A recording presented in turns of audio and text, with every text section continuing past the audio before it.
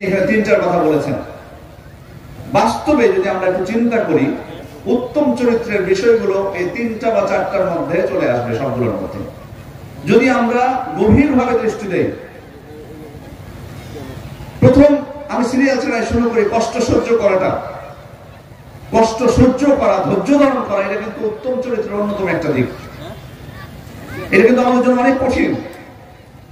এটাকে হয়তো আমরা উত্তম চরিত্রের অন্তর্ভুক্ত মনে করি না, কিন্তু বাস্তবে কিন্তু এটা উত্তম চরিত্রের অন্তর্ভুক্ত। আল্লাহ রাসূল সাল্লাল্লাহু আলাইহি ওয়াসাল্লাম বলছেন, সূরা তিরমিজির হাদিস, তিনি বলছেন, ইন্নাল মুসলিম ইযা কানা ইউখালিতুন নাস ওয়া ইয়াসবিরু আলা আযাহুম খায়রুম মিনাল মুসলিম আল্লাযী লা ইউখালিতুন নাস ওয়া লা ইয়াসবিরু আলা আযাহুম। যে মুসলিম ব্যক্তি মানুষের সাথে মিশে, মানুষের সাথে চলাফেরা করে এবং তাদের থেকে পাওয়া কষ্ট সহ্য করে, সে ওই মুসলিম থেকে উত্তম যে মানুষের সাথে মিশে না এবং তাদের কষ্ট সহ্য করে না। এখানে কয়েকটা বার্তা আমরা পেলাম।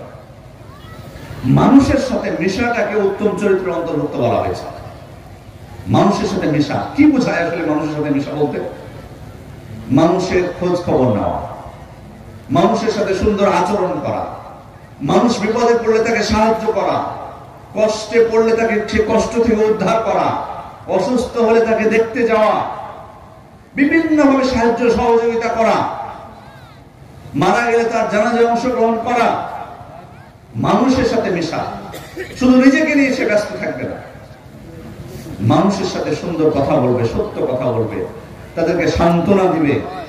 মানুষের সাথে মিশা এটা বিভিন্নভাবে হতে পারে। এটা কিন্তু উত্তম চরিত্রের অন্তর্ভুক্ত বলা হয়েছে। আবার এর সাথে সাথে আরেকটা ইঙ্গিত দিয়ে দেওয়া হয়েছে যে মানুষের সাথে আপনি যখন মিশবেন, যদি ভালোভাবে মিশেন, তাদের উপকারও করেন, তবুও তারা কিন্তু আপনাকে কষ্ট দিবে, কষ্ট কিন্তু আপনাকে দিবে। মানুষের সাথে মিশবেন, আপনি মানুষের উপকার করবেন, আর মানুষ আপনার শুধু প্রশংসা করবে, আপনার সাথে শুধু ভালো আচরণই করবে, এটা আপনি মনে করবেন না। মানুষের সাথে মিশতে গেলে এটা মনে রাখতে হবে মাথায়, যে কারো না কারো দ্বারা আপনি কষ্ট পাবেন। এই ইঙ্গিত কিন্তু এর মধ্যে আছে। ওই সময় যদি আপনি মনে করেন যে আমি তো ভালো কাজের জন্য আসলাম, ভালো কথাই বললাম, তার উপকারী করলাম, কিন্তু উল্টো আমাকে কষ্ট দিল, মানুষের সাথে মিশবো না, আমি আমার নিজের মতো করে কাজ করবো, নিজের কাজ করবো, এটাই ভালো। এটা মনে করলে আপনি কিন্তু মানুষের উপকার করতে পারবেন না, একদিনেই শেষ। আপনি মানুষের সমাজের সেবা করবেন, পারবেন না। যারা মানুষের সেবা করে, সমাজের সেবা করে, তারা মানুষের কাছ থেকে অনেক কথা শুনতে হয়, অনেক খোঁটা শুনতে হয়, ভালো উপকার করেও তার নিজের ক্ষতি করে। এটা মাথায় নিয়ে মানুষের সেবা করা শুরু করতে হবে, এটা মাথায় নিয়ে সমাজের সেবা শুরু করতে হবে, নাহলে আপনি পারবেন না। এই জন্য আল্লাহ রাসূল বলেছেন যে ওই মুসলিম যে মানুষের সাথে মিশে এবং তাদের দেওয়া কষ্ট সহ্য করে, ধৈর্য ধারণ করে, ওই উত্তম যে মানুষের সাথে মিশেই না। কেউ যদি মনে করে ওই জন্য আমি মানুষের সাথে মিশতে যাই না, জানি যে মানুষের উপকার করলে তারা আমার ক্ষতি করবে, এই জন্য আমি তাদের সাথে মিশি না, না, আপনি ভালো মানুষ না। আল্লাহ রাসূল আমি নাকচ করে দিয়েছেন। সুতরাং সম্মানিত উপস্থিতি, কষ্ট সহ্য করা, কেউ কষ্ট দিলে কষ্ট সহ্য করা, এটা উত্তম চরিত্রের অন্যতম অন্তর্ভুক্ত, এটা উত্তম চরিত্রের অন্যতম একটি অংশ। এরপরে হচ্ছে প্রথম যে বিষয়টা বলেছিলাম, উদারতা, দানশীলতা, এটা উত্তম চরিত্রের অন্যতম একটা অংশ। উদারতা বা দানশীলতা এটা দুই ভাবে হতে পারে।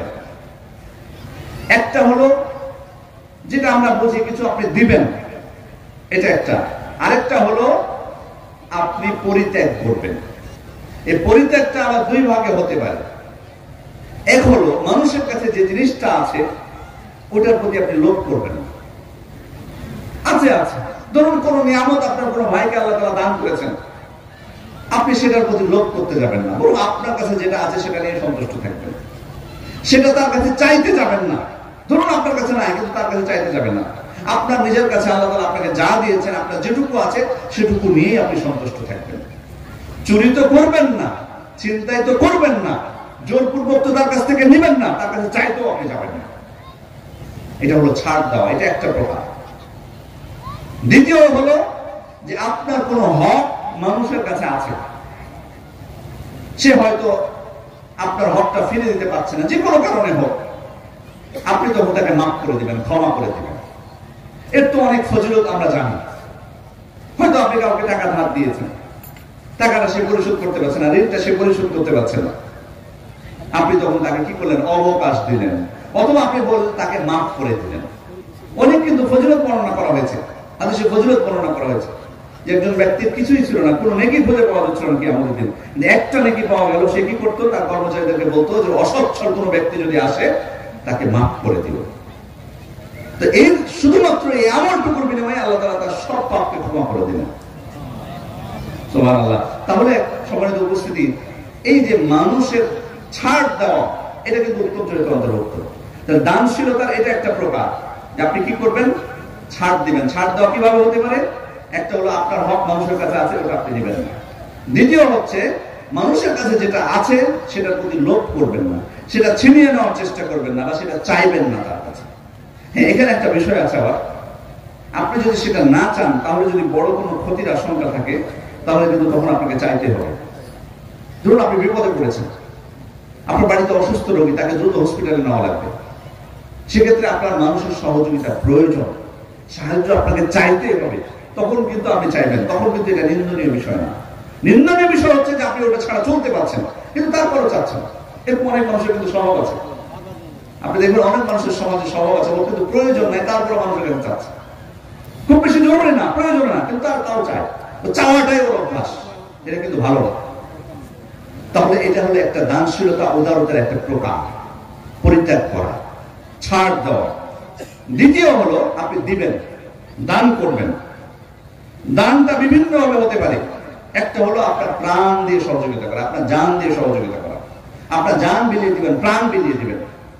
এটা ইসলামের জন্য যদি হয়, ইসলামকে বিজয় করার জন্য যদি হয়, এটা তো শাহাদাত, আমরা জানি, যুদ্ধের ময়দানে লড়াই করা, আপনি ত্যাগ স্বীকার করছেন, আপনার জীবন দিয়ে দিচ্ছেন যুদ্ধ করতে যেয়ে। আবার দুনিয়াবী ক্ষেত্রে হতে পারে, কাউকে সাহায্য করতে গেলেন, বা আপনার উপর কেউ আক্রমণ করেছে, আপনি নিজেকে রক্ষা করতে গেলেন, অথবা কারো সম্পদ ছিনিয়ে নিচ্ছে, আপনি রক্ষা করতে গেলেন, আপনার সম্পদ কেউ ছিনিয়ে নিচ্ছে, আপনি রক্ষা করতে যে আপনি মারা গেলেন। তাহলে এখানে কিন্তু আপনার কি করলেন? আপনার জীবন আপনি দিয়ে দিলেন, আপনার জীবন দিয়ে উদারতা দেখানো, এটা হলো প্রথম প্রকার। দ্বিতীয় বিষয় হচ্ছে মাল সম্পদ দিয়ে, সম্পদ দিয়ে, টাকা পয়সা দিয়ে উদারতা দেখানো, দানশীলতা টাকা পয়সা দিয়ে। এটা বিভিন্ন ভাবে হতে পারে। কল্যাণকর যে কোনো ক্ষেত্রে আপনি দান করবেন, অথবা কাউকে বিপদে পড়েছে, ঋণ চাচ্ছে, বাস্তবে তার ঋণ প্রয়োজন, আপনি তাকে ঋণ দিলেন, এটা হলো টাকা পয়সা দিয়ে উদারতা, দান করা। সম্মানিত উপস্থিতি, এরপর হচ্ছে প্রভাব প্রতিপত্তি, প্রভাব, ক্ষমতা। আপনার হয়তো সমাজে একটা অবস্থান আছে, আপনার হয়তো সরকারি কোনো পদ আছে, বিপদে পড়েছে কোনো মানুষ, নিরপরাধ কোনো মানুষকে হয়তো শাস্তি দেওয়া হচ্ছে, যদি আপনি পারেন আপনার অবস্থানের কারণে বা আপনার পদ দিয়ে তার কিছু উপকার করতে, এটাও কিন্তু দানশীলতা। এখানে কিন্তু আপনি কোনো টাকা পয়সা ব্যয় করলেন না, আপনার জীবন দিয়ে দিলেন না, শুধুমাত্র আপনার ক্ষমতা আছে, ওই ক্ষমতাটুকু কি করলেন? ভালো কাজে খাটালেন। কিন্তু খারাপ কাজে হলে, অন্যায়ের পক্ষে হলে, এটা আবার কি? এটা আবার দানশীলতা হলো না। কোন বাস্তবে কোনো অপরাধের পক্ষে আপনি সুপারিশ করলেন কোথাও যে, এটা কিন্তু নিন্দনীয় বিষয়। কিন্তু কোনো ভালো মানুষের পক্ষে যদি আপনি সুপারিশ করেন, এটা প্রশংসনীয় বিষয়, এটা হলো দানশীলতা, উদারতার অন্তর্ভুক্ত। তাহলে নিজের জান দিয়ে, মাল দিয়ে, প্রভাব প্রতিপত্তি, ক্ষমতা দিয়ে, এরপর হচ্ছে আপনার জ্ঞান দিয়ে, ইলম দিয়ে আপনি মানুষকে দান করবেন। মানুষ আপনার কাছে চাইনি, তবু আপনি মানুষকে আহ্বান করছেন, ভাই আসুন আপনাদেরকে দুইটা কথা বলবো, আপনাদেরকে এই বিধানটা আমি শিখিয়ে দিই। এই যে এটাও কিন্তু উদারতা, দানশীলতা। জ্ঞান দিয়ে, আপনাকে টাকা খরচ করতে হচ্ছে না, আপনি জ্ঞান বিতরণ করছেন শুধুমাত্র। আবার অনেক সময় আপনার কাছে চাইতে পারে, কোনো প্রশ্ন করলো, তখন আপনি প্রশ্নের উত্তর দিলেন, এখানে কিন্তু টাকা খরচ হলো না, কিন্তু আপনি তার উপকার করলেন, এটাও কিন্তু দানশীলতা। এই জন্য ইলমের মাধ্যমে, জ্ঞানের মাধ্যমে। পঞ্চম প্রকার হচ্ছে যে আপনি আপনার শরীর দিয়ে, আপনার শক্তি দিয়ে সহযোগিতা করবেন। ধরুন এমন সহযোগিতার প্রয়োজন যে আপনার টাকা পয়সা লাগবে না, তার আপনার টাকা পয়সা লাগবে না, আপনার জ্ঞানও দরকার নেই, আপনার ইলমের দরকার নেই, কিন্তু আপনার দরকার আপনার শক্তিটা। তার রাস্তায় দিয়ে যাচ্ছেন, একজন ভ্যান চালক হতে পারে যে সে তার ভ্যানটা উঠাতে পারছে না, তা আপনাকে ডাকলো, ভাই একটু সহযোগিতা করো। এই যে আপনি সহযোগিতা করলেন, তাকে উঠিয়ে দিলেন, শক্তি দিয়ে আপনি তার উপকার করলেন। আল্লাহ রাসূল সাল্লাল্লাহু আলাইহি ওয়াসাল্লাম কি বলছেন? يعين الرجل في دابة فيحمله عليها أو يرفع عليها متاعه صدقة। আপনি যদি কোনো ব্যক্তিকে তার বাহনে আরোহণ করতে অথবা তার মাল সামান ওঠাতে সহযোগিতা করেন, আল্লাহ রাসূল বলেছেন এটাও একটা সওয়াব। এটাকে আমি দান করলাম, কিছু টাকা পয়সা দিলাম না, কিছুই করলাম না, শুধুমাত্র নিজের শক্তি দিলাম। তাহলে দেখুন কিভাবে আমরা মানুষকে সহযোগিতা করতে পারি, দান করতে পারি, উদারতা দেখাতে পারি। এখানে যে টাকা পয়সা লাগবে সেটা কিন্তু না। এরপর হচ্ছে সময় দিয়ে, আপনার সময়টুকু শুধুমাত্র দিলেন, কিচ্ছু না, কোনো মাল সম্পদ না, আপনার শক্তি না, কিচ্ছু না, আপনার জ্ঞান না, কোনো কিছু না, আপনি দিলেন সময়।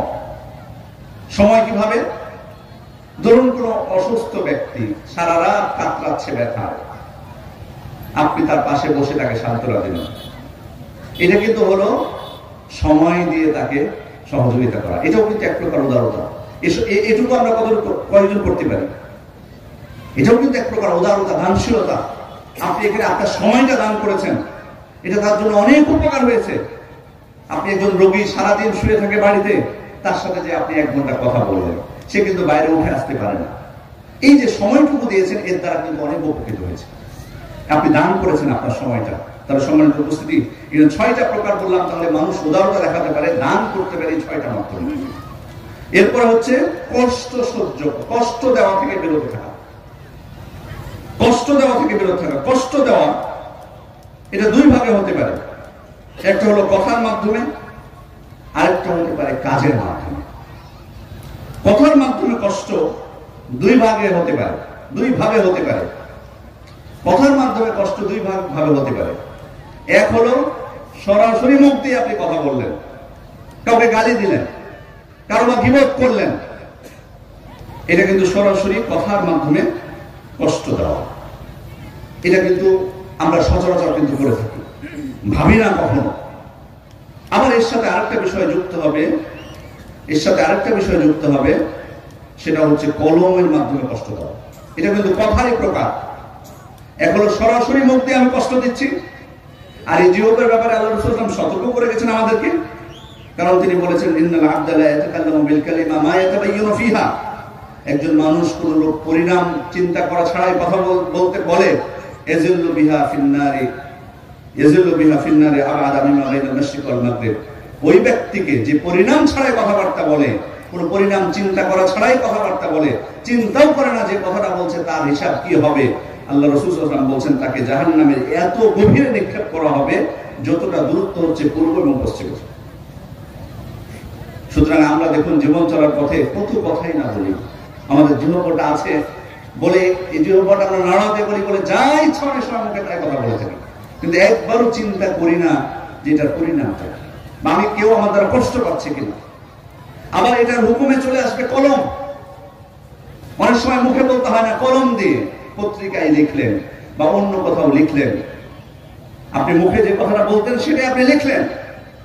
আর বর্তমান যুগে সম্মানিত উপস্থিতি, লেখাটা আরো সহজ হয়ে গেছে। লেখার মাধ্যমে মানুষকে কষ্ট দেওয়াটা, সেটা হলো যে ফেসবুকের মাধ্যমে, এটা আরো সহজ হয়ে গেছে। এখন কিন্তু আগে কলমের মাধ্যমে কষ্ট দিতে হলে অনেক পথ মাধ্যম গ্রহণ করতে হবে। পত্রিকায় তো সহজে আপনার লেখা নেবে না। আপনি যে কোনো লেখা পত্রিকায় দিলে ছাপাবে, বা আপনি যে কোনো বিষয়ে বই ছাপিয়ে দিতে পারবেন, একটা এত সহজ কি?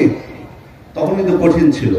কিন্তু এখন এই যে প্রত্যেকের আমাদের হাতের নাগাল, এটা এখানে সামাজিক যোগাযোগ মাধ্যম, একাধিক সামাজিক যোগাযোগ মাধ্যম, আমি শুধু মোবাইলটার সাথে নিচ্ছি আর এই যে টাইপ করছি, সবাই আমরা স্বাধীনভাবে বলতেছি।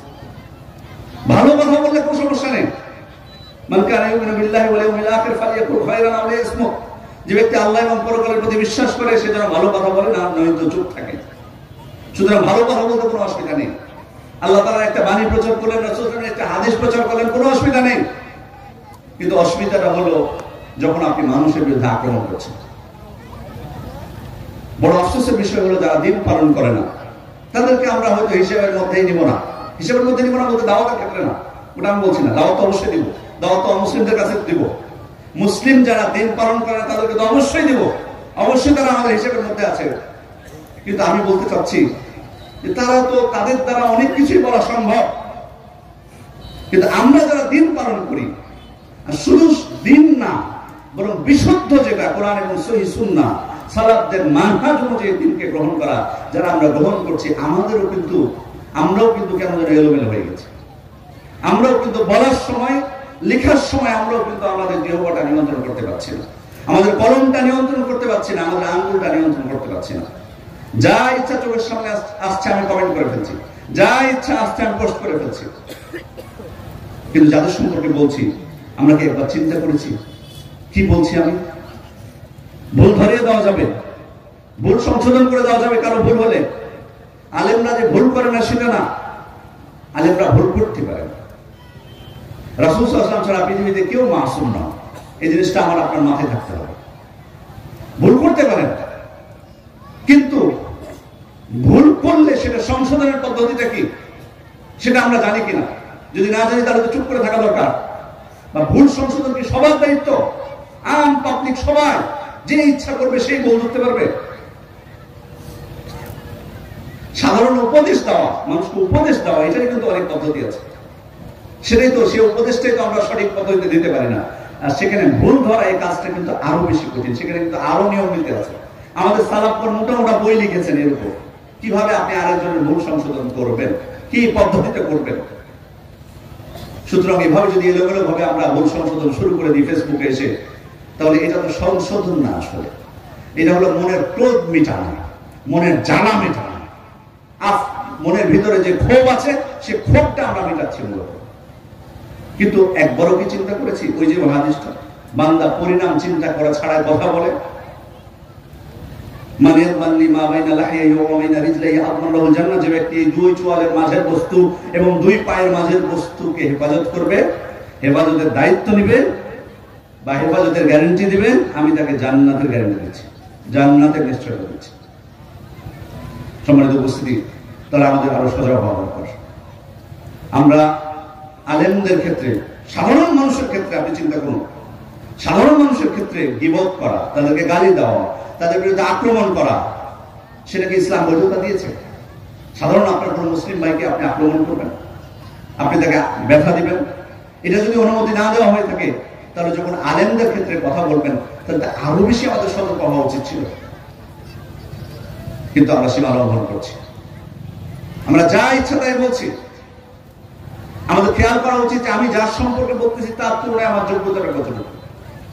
ঠিক আছে, হয়তো একাডেমিক যোগ্যতাটাকে আপনি যোগ্যতাই মনে করলেন না, বুঝলাম, কিন্তু যার সম্পর্কে বলতেছেন তার তুলনায় আপনার দাওয়াতি ময়দানে অবদান কতটুকু, মানুষের মধ্যে ইলম প্রচারে আপনার অবদান কতটুকু। আল্লাহ তাআলার কাছে সব থেকে এই চিন্তাটা যদি করি আমি, আপনি কি হলফ করে শপথ করে আল্লাহর নামে কসম করে বলতে পারবেন আপনি যার বিরুদ্ধে আক্রমণ করছেন তার তুলনায় আপনি আল্লাহর কাছে উত্তম? এটা বলতে পারবেন? নিশ্চয় দিতে পারবেন যে আল্লাহর কাছে শপথ করে যে হ্যাঁ আমি তার তুলনায় উত্তম? যদি এটা না পারেন তাহলে এত সহজে কিভাবে কথা বলেন? অথচ তারা আমাদেরই আলেম, আমাদের শ্রদ্ধাভাজন ওস্তাদ, কিন্তু কথা বলার সময় আমার জীবনকে আমি নিয়ন্ত্রণ করছি, আমার কলমকে আমি নিয়ন্ত্রণ করছি। সম্মানিত উপস্থিতি, ভুল হয়, ভুল বুঝ থাকবে, কিন্তু মতের ভিন্নতা এটা কিন্তু মানতে হবে আমাকে আপনাকে। দুনিয়াতে আগেও ছিল, এখনো থাকবে। আমি ফিকহি মাসলা মাসাইলের কথা বলছি না, শুধুমাত্র স্বাভাবিক মতের ভিন্নতা থাকবে। কেন আদম পুত্র হাবিল কাবিল তাদের মধ্যে মতের ভিন্নতা হয়নি? দাউদ আলাইহিস সালাম সুলাইমান আলাইহিস সালাম বিচারের রায় দিতে যে দুই রকম বিচার দেননি, তারা রায় দেননি, হয়েছিল। মতের ভিন্নতা থাকবে, সাহাবায়ে কেরামের মধ্যে মতের ভিন্নতা হয়নি।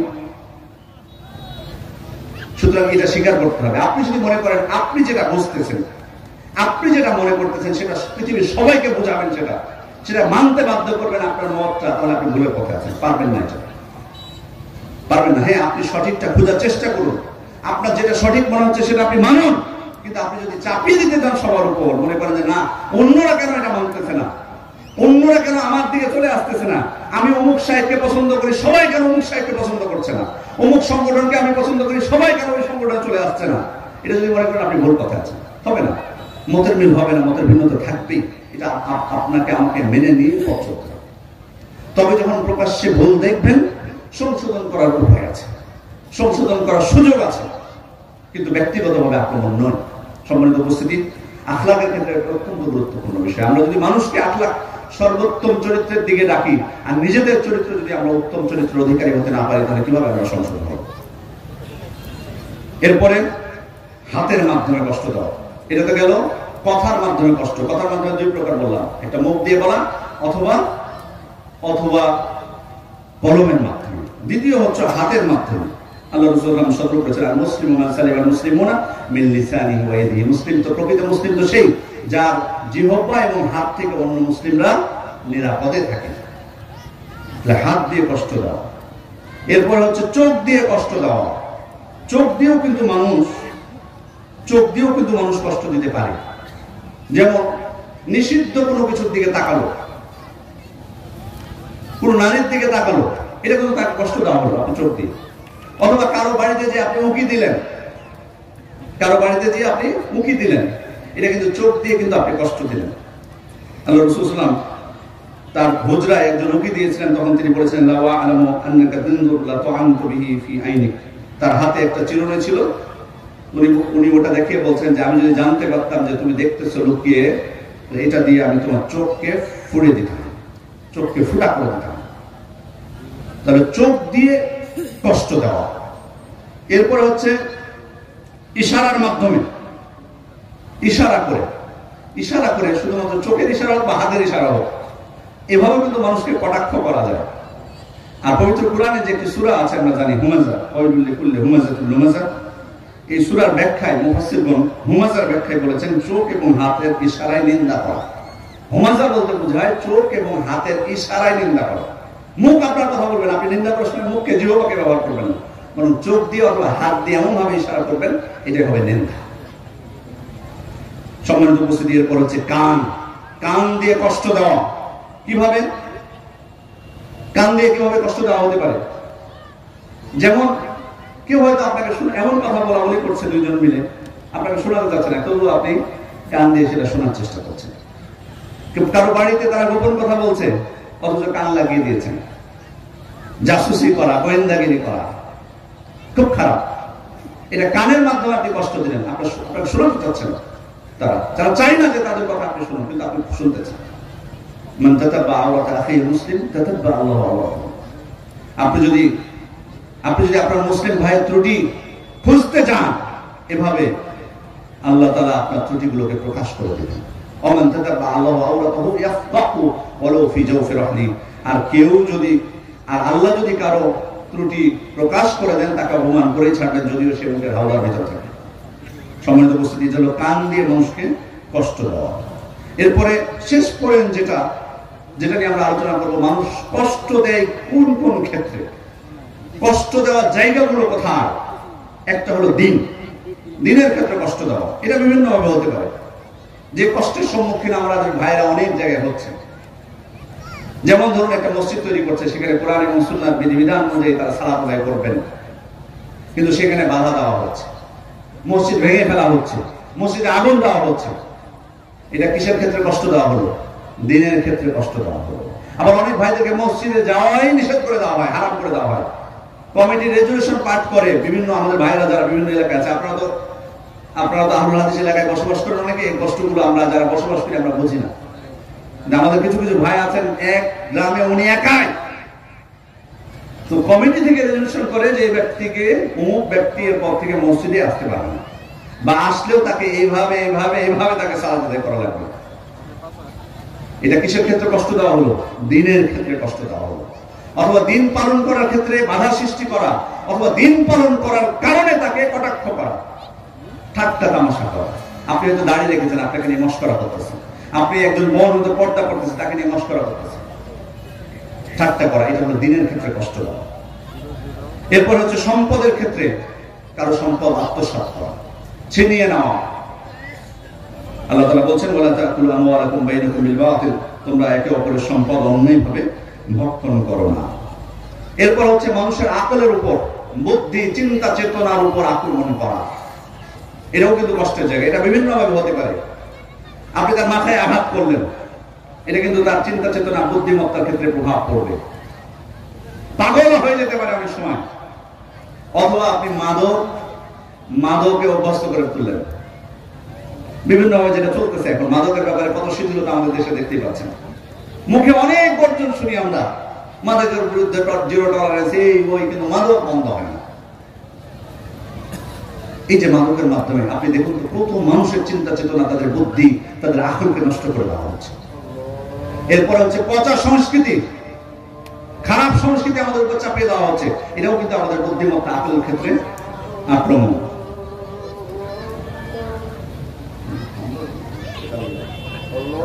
এরপর হচ্ছে নফস, আপনার শরীরের উপর আক্রমণ করা, আপনার আত্মার উপর আক্রমণ করা, আপনাকে হত্যা করা, আপনাকে আঘাত করা। এরপর হচ্ছে আপনার ইজ্জত সম্মানকে নষ্ট করা।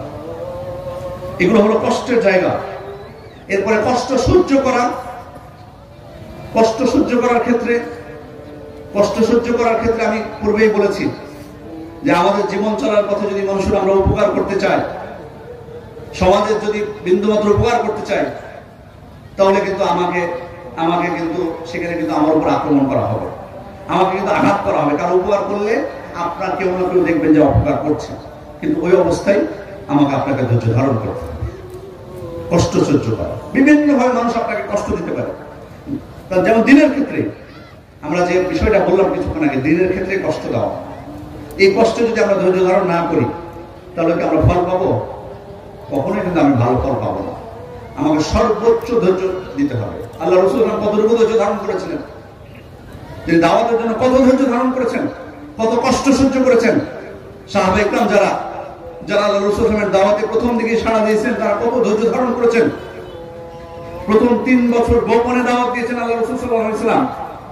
সাহাবা ইকরামের এক একজনের উপর কত জুলুম নির্যাতন, বেলালের জন্য আম্মার বিন ইয়াসির রাদিয়াল্লাহু থেকে শুরু করে কত সাহাবা ইকরাম আল্লাহ রাসূল সাল্লাল্লাহু আলাইহি ওয়াসাল্লামের উপর শুধু মানসিকভাবে তার উপর টর্চারিং করা হয়নি, বরং শারীরিকভাবেও তাকে আঘাত দেওয়া হয়েছে। কত কষ্ট সহ্য করেছেন তিনি। চাচা আবু তালেব পাশে ছিলেন, আল্লাহর রহমতে সহযোগিতা করেছেন, কিন্তু যখন মারা গেলেন তার স্ত্রী খাদিজা রাদিয়াল্লাহু আনহা, এরপর আবু তালেব মারা গেলেন, তারপর খাদিজা রাদিয়াল্লাহু আনহা মারা গেলেন। এরপর তিনি আশা নিয়ে বের হলেন তায়েফের উদ্দেশ্যে। ভাবলেন সেখানে যদি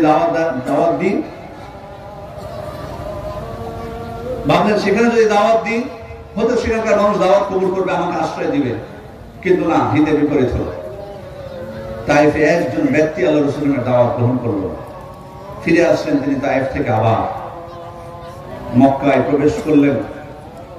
মক্কায় প্রবেশ করার পর তারপরে খেয়াল করুন, আল্লাহ রাসূল সাল্লাল্লাহু আলাইহি ওয়াসাল্লাম দাওয়াত আরম্ভ করলেন। তার দূত পাঠালেন মদিনায় মুসআব ইবনে উমাইর রাদিয়াল্লাহু আনহু, তিনি সেখানে দাওয়াতি কাজ করলেন। এরপর কত কষ্ট করে আল্লাহ রাসূল সাল্লাল্লাহু আলাইহি ওয়াসাল্লাম এবং সাহাবা ইকরাম এক এক করে মদিনায় হিজরত করলেন।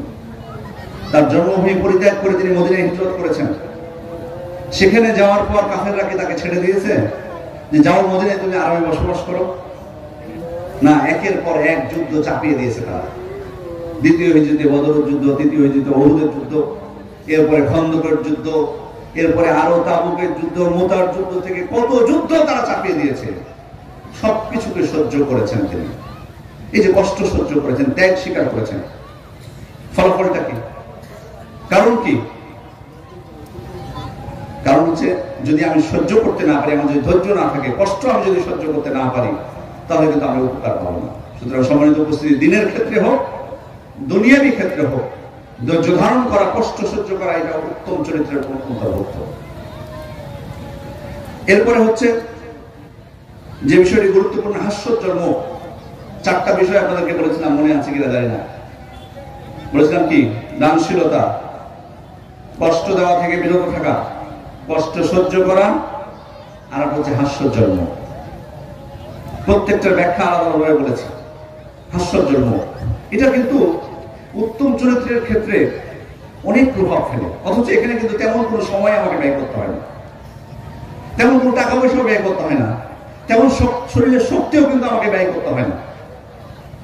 আপনি একজন মুসলিমের সাথে সাক্ষাৎ হলো, আপনি তাকে দেখে মুচকি হাসলেন, এখানে কিন্তু অনেক কিছু প্রমাণ বহন করে। এটুকুর ক্ষেত্রে আমরা অনেক সময় কৃপণ, আমাদের মধ্যে হাসি আসে না এত সহজ। কেন? টাকা পয়সা লাগে? একজন মুসলিমের সাথে একজন মুসলিমকে দেখে যদি আমি মুচকি হাসি, আমার মান সম্মান কমে যাবে? যদি আমি ভাব নিয়ে থাকি, তাহলে এটা থেকে আমার সম্মান বেড়ে যাবে? কখনোই না। আল্লাহ রাসূল সাল্লাল্লাহু আলাইহি ওয়াসাল্লাম বলেছেন, লা তাহকিরান্না মিনাল মা'রুফি শাইআন ওয়ালাউ আন তালকা আখাকা বিওয়াজহিন তালক। তুমি কোনো ভালো কাজকে ছোট করে দেখো না, তুচ্ছ তাচ্ছিল্য করো না ওটাকে। ছোট করে দেখবে না, যদিও সেটা হয় তোমার ভাইকে দেখে তুমি হাস্যজ্জ্বল মুখে তোমার ভাইয়ের সাথে তুমি সাক্ষাৎ করো, এই কাজটাও তুমি ছোট করে দেখো না। তার মানে গুরুত্ব সহকারে নিও যে কোনো ভালো কাজ। অন্য হাদিসে আল্লাহ রাসূল বলেন তাবাসসুমুকা আলা ওয়াজহি আখিকা সাদাকা, তোমার ভাইকে দেখে তুমি মুচকি হাসবে, এটাও সাদাকা। সুতরাং সম্মানিত উপস্থিতি, সাদাকার জন্য শুধুমাত্র আমার টাকা পয়সা অনেক থাকা লাগবে, কোটি কোটি টাকা থাকবে, এটা কিন্তু না। দেখুন কিভাবে মানুষকে সহযোগিতা করা যায়, কিভাবে নিজের উত্তম চরিত্রের বহিঃপ্রকাশ করা যায়। উত্তম চরিত্রের কিন্তু আরেকটা দিক হচ্ছে অহংকার। অহংকার থেকে দূরে থাকা। অহংকার কি জিনিস? অহংকার হচ্ছে আপনি হক স্পষ্ট হওয়ার পর আপনি সেটাকে মানবেন না। আর দ্বিতীয় হচ্ছে মানুষকে নিয়ে তুচ্ছ-তাচ্ছিল্য করা, এটা হচ্ছে অহংকার। এই অহংকার থেকে দূরে থাকা, হিংসা বিদ্বেষ থেকে দূরে থাকা। এই অহংকার, এই হিংসা বিদ্বেষ মানুষের কিন্তু অগ্রগামিতার ক্ষেত্রে, অগ্রগতির ক্ষেত্রে বাধা। এটা আমাদের মনে রাখতে হবে। আপনি আগাতে পারবেন না। আপনি যদি আপনার অন্তরে যদি হিংসা আপনি লালন করেন, আপনি বেশি দূর আগাতে পারবেন না। ওই হিংসায় আপনি জ্বলে পড়ে পড়বেন। হিংসুকের সব থেকে বড় শাস্তি হলো সে নিজে কখনো শান্তি পায় না অন্তর থেকে, অন্তর থেকে সবসময় জ্বলে। আর অহংকার যদি চলে আসে, তাহলে আপনি কিন্তু আর বেশি অগ্রসর হতে পারবেন। আপনি মনে করবেন যে আমি চূড়ায় পৌঁছে গেছি, সেটা ইলম অর্জনের ক্ষেত্রে হোক বা দুনিয়াবি অন্য কোনো ক্ষেত্রে হোক, কখনোই এর মধ্যে আসা যাবে না। সম্মানিত উপস্থিতি, এই দুইটা খুবই খারাপ কোন অন্তরের অসুখগুলোর মধ্যে এমন অসুখ যেটা মানুষের জীবনকে খুব সহজেই ধ্বংস করে দেয়। যাই হোক, উত্তম চরিত্রের বিষয়টা, প্রথমে যে বিষয়টা আপনাদেরকে বলেছিলাম আলোচনার শুরুতে, যেটা অত্যন্ত ব্যাপক একটা বিষয়, অত্যন্ত ব্যাপক একটা বিষয়, কিন্তু আমরা কয়েকটা মূলনীতির মাধ্যমে ইবনে কাইয়িম রাহমাতুল্লাহ আলাইহি এবং আব্দুল্লাহ ইবনে মুবারক রাহিমাহুল্লাহ তারা যে সংজ্ঞা দিয়েছেন উত্তম চরিত্রের, সেই সংজ্ঞাগুলোর যদি আমরা একটু ভাবি, তাহলে আমরা দেখবো আমাদের জীবনের উত্তম চরিত্রের যে দিকগুলো, সেগুলো সবগুলো চলে আসতেছে। আল্লাহ রাসূল সাল্লাল্লাহু আলাইহি ওয়াসাল্লামকে আল্লাহ তাআলা প্রেরণ করেছিলেন উত্তম চরিত্রের পূর্ণতা দেওয়ার জন্য। ইন্নামা বুইসতু লিউতাম্মিমা মাকারিমাল আখলাক, উত্তম চরিত্রের পূর্ণতা দেওয়ার জন্যই আমাকে প্রেরণ করা হয়েছে। তাহলে আল্লাহ রাসূলের প্রেরণের অন্যতম উদ্দেশ্য ছিল মানুষের চরিত্রকে সংশোধন করা। আর কিয়ামতের দিন আমাদের মিজানের পাল্লা, আমরা কে না চাই এখানে যে মিজানের পাল্লাটা আমার ভারী হোক। আল্লাহ রাসূল বলেন মা মিন শাইইন আসকারু ফি মিজানিল মুমিন ইয়াওমাল কিয়ামা মিন খুলুকিল হাসান, উত্তম চরিত্রের চেয়ে মিজানের পাল্লায় আর কিছু ভারী হতে পারে না।